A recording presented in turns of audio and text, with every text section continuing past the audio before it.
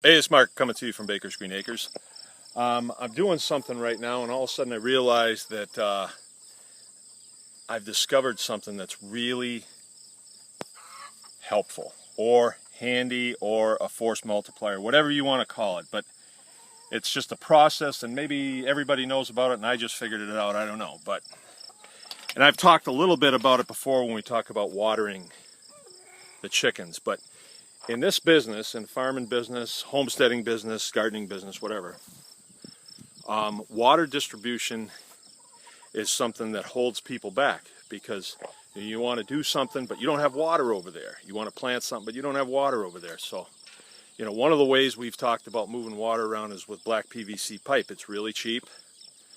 It's like 80 bucks for 300 feet.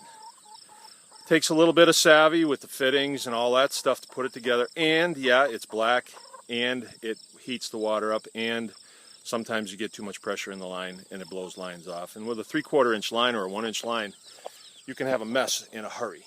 All right. So enter this. I've discovered this.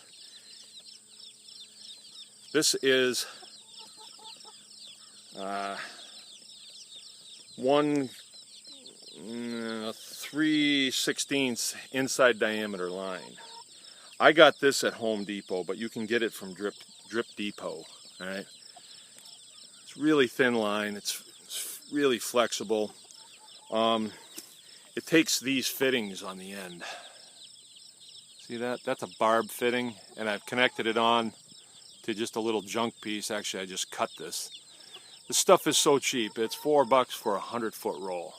Now you're thinking, well, that's awful small diameter, but when you're feeding chickens, well, here's a prime example right here.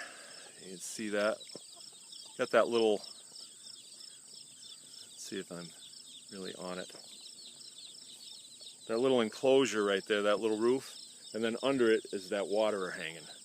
And that water has about a pint of water in it, but it's continuous feed. It's always going to be there.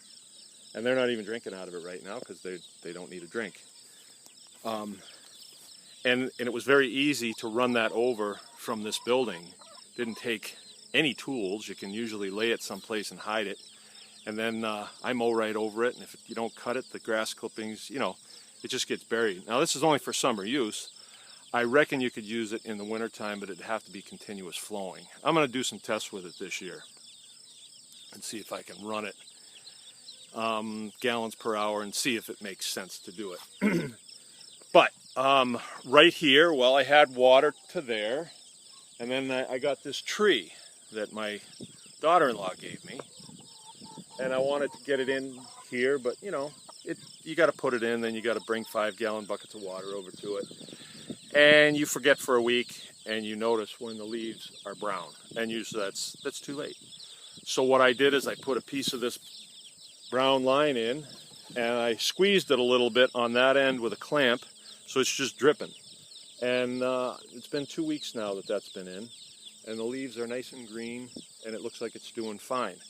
Well then, our handy dandy brooder, I'm putting some chicks in it today, and it's getting into the summer, so I want to move it off the open field. I want to get it someplace where it's a little protected, because end of this month we could see some weather, So I bring it in, and I got to get water to it. I got automatic waterers in there, and I got to get water to it, or else we're carrying 5-gallon buckets of water out here, and we don't want to do that. We don't have time for that. It's a waste of time. So that line that's doing the tree, I'm going to put a T on there, and then bring this line to it, and this line goes to that brooder. I mean, and I'm just scratching the surface. You can set up an irrigation line with this. Like, let's say you want to put in a bunch of berry bushes. They need to be watered continuously, so you can just put a line in from someplace. I put a reducer on here that knocks the pressure from system pressure, which is about 40 psi here, down to 20. And that way, if I do have a line that blows off, I'm not going to dump a lot of water, And I'm less likely to blow a line off, because if this stuff's sitting in the sun, of course it's going to heat up and expand.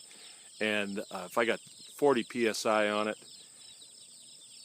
I probably could blow it. I don't know. I haven't, because I put the reducers on it from the start, and I have had no problems. Now, if you can't find this, then don't do it with clear. I tried that, and it fills up with algae, and that plugs everything up, and you don't want that, because it's a mess. It plugs all the waters up. Remember, I got these waters from Stromberg's, and it's a Little Giant automatic waterer, and they have saved us so much time around here.